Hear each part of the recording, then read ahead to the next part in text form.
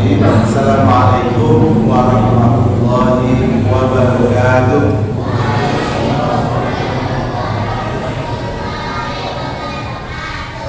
Alhamdulillah wa syukru ala ni'matillah.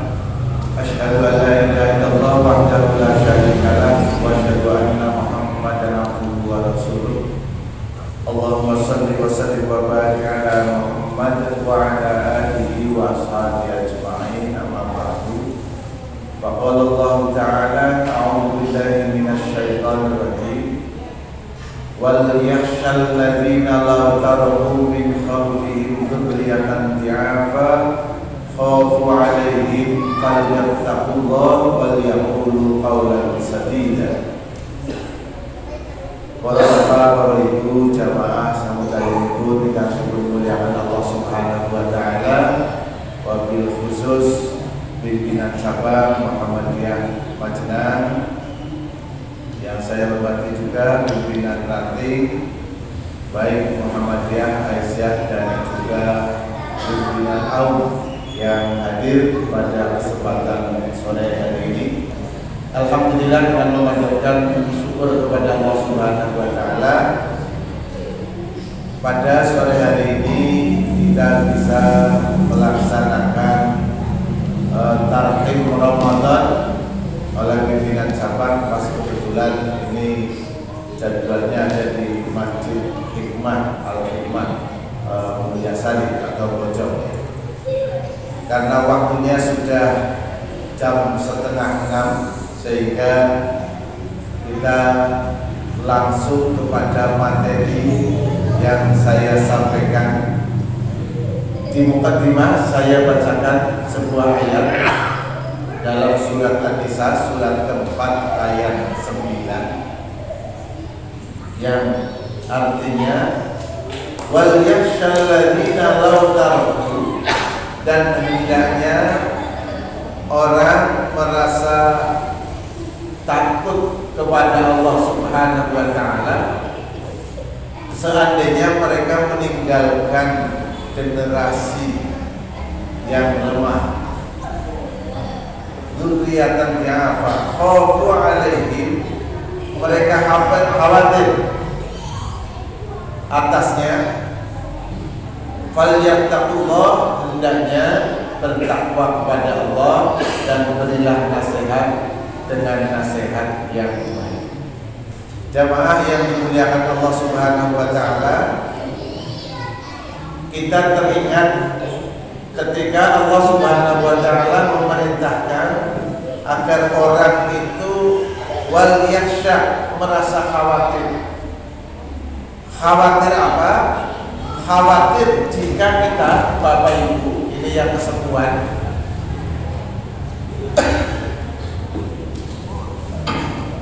meninggalkan generasi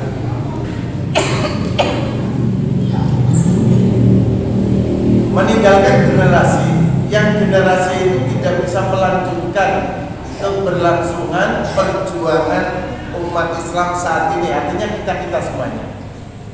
Jadi hendaknya kita merasa takut, kita melakukan muhasabah, sudahkah kita mempersiapkan anak-anak kita? Nek kula tamlet Bapak Ibu, putrane Bapak Ibu seniki pun saged rajin ibadahe kados panjenengan napa dereng? Bapak-bapak saged mboten? Putrane pun rajin kados panjenengan? Ibu-ibu putrane pun saged ibadah rajin teng masjid kados ingkang dipun lampahi Bapak Ibu sedaya? Kadang kita itu membiarkan, kita terlalu abai kepada anak-anak kita. Padahal Allah telah mengingatkan kepada kita untuk bermuhasabah. Karena masa depan umat, inna fiyya jisban amrul umat, masa depan umat itu ada di tangannya para pemuda.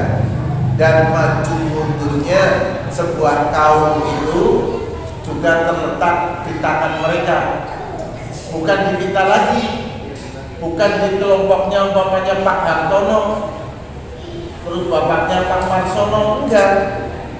Tapi di kaum muda itu yang jadi harapan masa depan kita. Apa yang dikhawatirkan kepada mereka?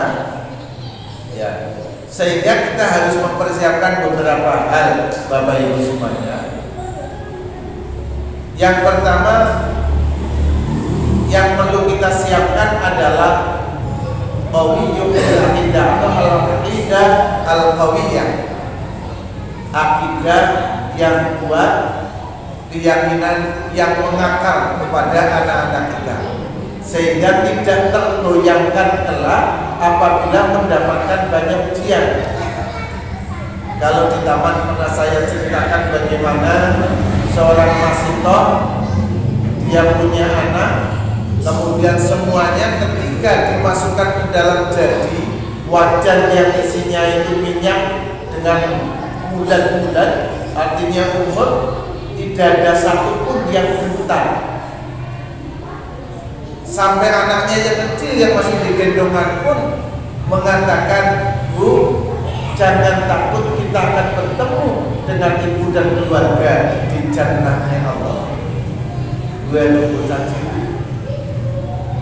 Kalau kita telusuri ternyata ibunya itu adalah mantan istri daripada Nabi Khidir, yang kemudian setelah bapaknya minta dicerai oleh Nabi Khidir, bertemulah dengan temannya dan mengucap bismillah. Mas itu kaget, tanya, "Mas, jenengan sinten?" "Saya adalah teman suami mantan suami." Akhirnya berjodoh. Demikian juga kita memang harus mempersiapkan al-aqidah atau dzurriyyah qawiyah, generasi yang kuat sebagaimana yang diajarkan oleh Rabi'ah al-Adawiyah. Bagaimana Rabi'ah al-Adawiyah mengajarkan kepada anak-anaknya, Bapak Ibu semuanya? Rabi'ah ketika terjadi salah satu perang, malam itu dia sedang berada di kamar dengan suaminya, tapi mendengar pacuan kuda yang berlari sangat kencang sekali, dan juga teriakan kalimat Allahu Akbar. Rabi'ah langsung membangunkan suaminya, "Mas, Kanjeng Nabi wis tindak perang. Masa kita enak-enakan di rumah, tidur istirahat, sedangkan Nabi berjuang melawan kafir Quraisy. Bangun, berangkat perang." Apa kata suaminya? "Is okay, berangkat." Belum tentu ini yang kita dapatkan. Generasi sekarang itu punya pendapat, punya kesiapan sebagaimana suami Rabi'ah al-Adawiyah. Singkat cerita, sang suami berangkat, lapor, ikut perang, kemudian tidak selang lama ada utusan dari Nabi yang menyampaikan bahwa suaminya telah gugur syahid di medan perang. Orang nangis, jadi tidak menyesali dengan keputusannya, tidak. Dia sampaikan kepada anaknya, kepada anaknya yang umur 18 tahun, "Nak, bagaimana kamu bisa melanjutkan perjuangan ayahmu?" Dia katakan, "Siap, Bu, saya berangkat.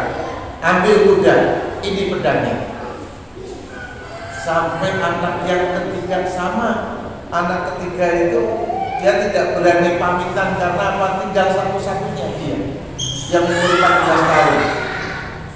Maka dia mau matur ke ibunya, tidak berani. Tapi ibunya justru Rabi'ah itu, "Nak, mutiaraku, hartaku ini tinggal kamu satu-satunya. Dua kakakmu telah meninggal dunia, telah syahid, insya Allah ditempatkan di surganya Allah. Siapkah kamu berangkat menggantikan mereka?" Maka jawab anak yang rakil itu, "Bu, Jadi kalau pun kepengen nembung kami tahu, tapi tak ibunya bawa tidur di sini. Siap Bu, mangkat. Dan akhirnya kabar yang keempat itu pun sama, bahwa anak lakinya itu meninggal dunia.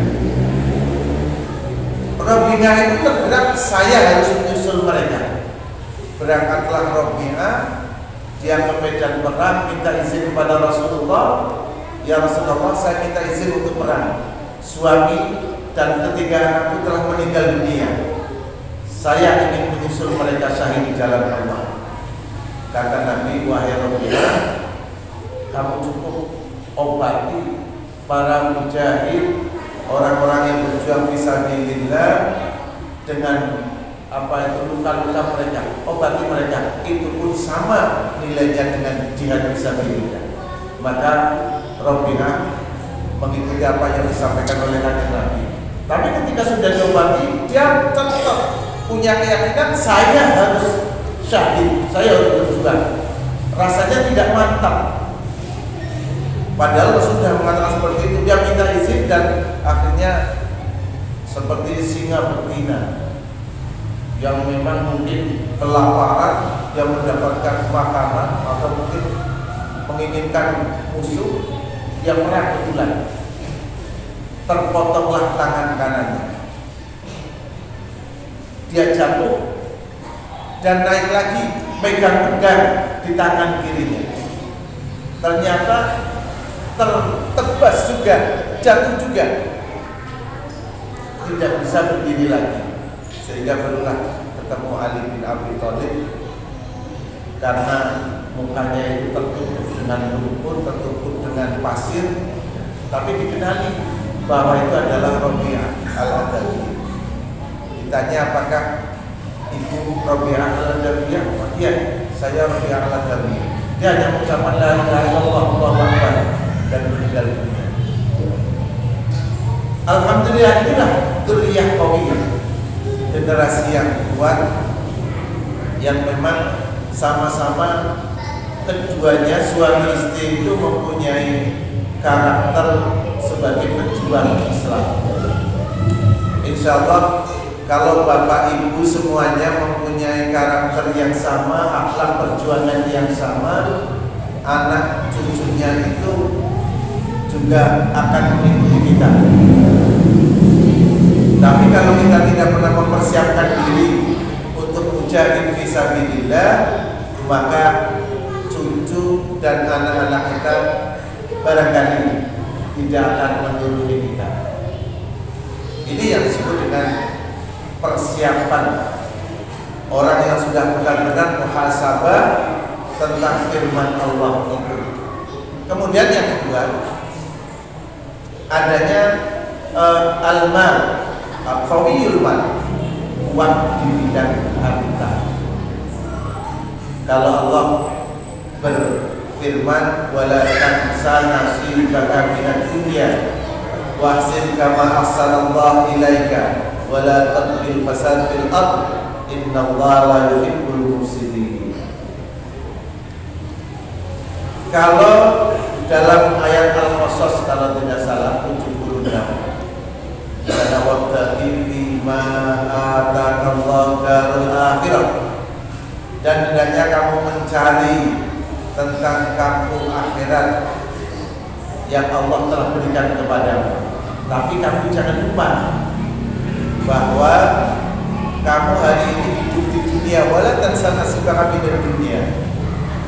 Intinya, ketika kita berada di dunia, berbuatlah sebaik mungkin, mencarilah harta sebanyak mungkin untuk kepentingan akhirat.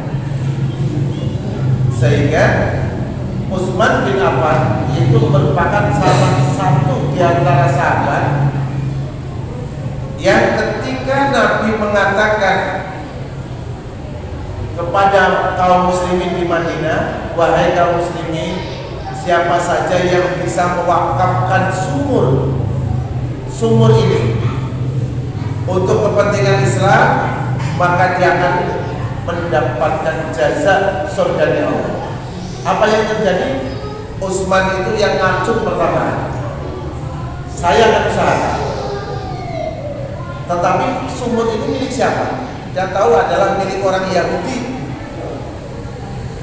Sumur ini milik orang Yahudi yang seharinya itu dijual kepada umat Islam. Umat Islam ngambil air dari situ, kemudian untuk kepentingan rumah tangga dan lain sebagainya, termasuk untuk wudu. Sehingga Nabi mengatakan siapa yang wakaf sumur, maka dia akan mendapatkan surganya Allah. Pandailah Utsman bin Affan melakukan negosiasi dengan orang Yahudi. Ketika ditanya, wahai Yahudi, saya ingin membeli sumurmu untukku. Maka jawab orang Yahudi itu apa? Oh, enggak saya jual. Sama saja kalau umpamanya panjenengan duwe tempat dagang sing strategis gitu, laris, terus saat itu ya kayak ini umpamanya ya kayak LP kan ada kayak ya, ada 2 toko, mungkin kayak LP jauh menyang Supira bayar, tapi tidak saya jual, sehingga mereka tetap berdagang di situ. Bukan hanya dagang yang di depan, malah ada yang di dalam ya maksudnya ya. Ada yang di dalam dekat parkiran itu ada warung di situ. Itu bukan punya LB, mereka bertahan di dalamnya karena laris. Orang Yahudi itu juga seperti itu. Utsman, maaf tidak saya jual. Apa kata Utsman? Tidak kalah strateginya dari Utsman bin Affan. Didatangi orang Yahudi itu, bahasa bojone gue, Mas, wis kayak dia bae lah. Arep jaluk sepira tak bayar. Pak Utsman tidak saya jual karena itu pencarian saya. Sudah begini, saya beli separuh saja. Jadi separuh nanti sehari untuk kamu jual, sehari milik saya. Mikir-mikir diregani larang.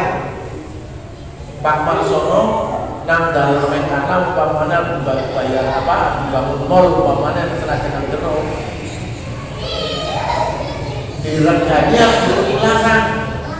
Pak Marsono 20 jutaan ke lah dengan sumune. Mandan mikir-mikir. Jadi ngono lah. Pikir-pikir, oh pinjaman jalan temannya super masjid Al-Hikmah. Barangkali kita pun juga akan seperti itu. Jangankan kita, Pak Sentot selaku sekretaris PCN, ngerenangkan dalam Pak Sentot 1 juta belum nenek. Kayaknya mulai rembukan dengan sang istri. Mak, 1 juta di seumile ini. Kepriwe ya, singkat baik. Mungkin akan seperti itu. Orang Yahudi akhirnya mengatakan, wahai Utsman, kalau 50-50 ya, oke, saya jual. Umpamanya dibeli 500 juta, ya sumur tok itu. Boten kali karangan sumur tok. Sudah, oleh Utsman akhirnya setelah dibeli diumumkan, wahai kaum muslimin, sumur itu saya wakafkan untuk masjid, tapi hanya separuh saja. Hari Senin miliknya orang Yahudi, Selasa milik saya, Rabu Yahudi, Kamis milik saya. Silakan setiap hari Selasa, hari Kamis ambil air gratis. Dan berumpamanya panjenengan nonton gratisan kan, orang panjenengan cepet-cepetan nih, cepet-cepetan teng Masjid Hikmah diumumkan teng pimpinan ranting, barang siapa yang ikut takjil di Masjid Hikmah sore ini uli bansos 10 kilo. Kayaknya sing tekak abdi bae, pondiana pada tekak. Dalam sehari kumpul ini, caranya Pak, lumayan 10 kilo kena go sebulan. Apa mana begitu minyak sekian liter, Maka kejadian seperti itu dimanfaatkan oleh umat Islam pada hari di mana itu haknya Utsman bin Affan. Sumur itu berjubel pada ngambil nandon air untuk besok Selasa ngambil sebanyak-banyaknya sebab perut tidak ngambil. Orang Yahudi itu jadi bingung, loh, ini orang nasi kuku ya. Jumat juga gak ada yang beli karena memang sudah ngambil sehari sebelumnya. Sehingga berkeluh kesahlah orang Yahudi itu dan menawarkan Bisder Kaibe yang kalah Utsman, monggo panjenengan tumbas malih, belilah dan dibeli lagi oleh Utsman bin Affan dengan harga yang sama. Nek cara kula panjenengan dan upamane tanah ngarepe wis dituku kali burine, kira-kira nek arep kali burine sampai boten benten pepek mesti didol ae. Utsman tidak, beli dengan harga yang sama. Dan akhirnya sumur yang sampai sekarang di Madinah adalah sumurnya wakaf dari Utsman bin Affan. Semoga Allah memberikan pahala, semoga Allah melipat gandakannya sampai dengan hari ini untuk pembersihan masjid, untuk kegiatan masjid itu dari sumurnya Utsman bin Affan. Itulah pentingnya orang yang punya harta dan mau bersedekah di jalan Allah. Karena itu Utsman bin Affan itu mengatakan demikian, Bapak Ibu rahimahullah, wajadtu halawatal ibadah fi arba'ati asya. Saya mendapatkan manisnya ibadah itu dalam empat hal. Kata Utsman, yang pertama fi ada'i faraidillah. Yang pertama ketika saya mampu melaksanakan kewajiban-kewajiban Allah. Kewajiban dapat dilaksanakan, maka kita merasa puas. Tolong ukurnya muhasabah kita apabila kita itu sudah merasa ada kewajiban yang belum dapat dilaksanakan, kemudian kita itu belum merasa tenang, belum merasa bahagia, insya Allah itu tanda-tanda wajada halawatal iman, mendapatkan kenikmatan iman. Panjenengan nanti nembe tindakan kontur dalam terus urung sholat ngantuk banget terus sare. Pernah ya? Sering turu bludak terus tani, oh aku urung sholat isya, nyelingan nembe jam 1 turu maning tani jam 2. Rasanya kita itu kayak ada yang membangunkan terus. Tetapi kalau sudah 2 kali tidur lagi, bablas. Wes. Ketika kita tidur lagi, sampai jam 2, lalu kemana? Ngerti-ngerti. Allahu Akbar. Cukup nembe. Kesu karo bojo, kamu ora dibuka, lewat kali mau, wis dibuka nang Gusti Allah jadi orang tangan-tangan. Tapi bagi kita, ketika kita belum melaksanakan faraidullah, wajiban-wajiban yang dari Allah, mungkin kita akan gelisah tidur kita. Maka disitulah salah satu di antaranya kita sudah mendapatkan halawatul iman, ya, manisnya iman, manisnya halawatul ibadah, manisnya ibadah kepada Allah Subhanahu wa Ta'ala. Ketika kewajiban yang kita tunaikan, kita akan merasa seperti dihantui, tapi sudah dilaksanakan merasa tenang. Termasuk juga ketika kita mendapatkan apa itu kewajiban itu kita dapat laksanakan dengan baik, kita mendapatkan ketenangan. Tapi kalau belum, rasanya belum mendapatkan tatmainul qulub, hati yang tenang di antara kita. Oleh karenanya Bapak Ibu, yang dimuliakan Allah Subhanahu wa taala, ini yang dilakukan oleh Utsman bin Affan, orang yang kaya, konglomerat Islam, tetapi tawadhunya luar biasa. Kemudian yang kedua adalah wajadtu halawatal iman as-tsani, yaitu fitnah maharimillah. Saya mendapatkan kenikmatan ibadah kepada Allah, halawatul ibadah, ketika dapat meninggalkan apa yang diharamkan oleh Allah. Ketika seseorang yang masih suka mabuk-mabukan, alhamdulillah saya merasa tenang ketika sudah tidak minum minuman lagi. Ketika seseorang mungkin sering meninggalkan apa itu sholat, sekarang sudah bisa kembali melaksanakan sholat lagi, maka itu akan merasakan adanya ketenangan di dalam ibadah kepada Allah Subhanahu wa taala. Itulah yang disebut dengan halawatul ibadah, manisnya ibadah kepada Allah. Kalau panjenengan kaitannya dengan istinah, menjauhi maharimillah, apa-apa yang diharamkan oleh Allah itu, apakah kita sudah bisa meninggalkan yang diharamkan oleh Allah? Ketika bulan Ramadan ini, apakah kita sudah bisa merasa tenang ketika tidak ngerasani tanggane, ketika tidak menggunjing saudaranya? Sudahkah kita tenang di bulan Ramadan ini?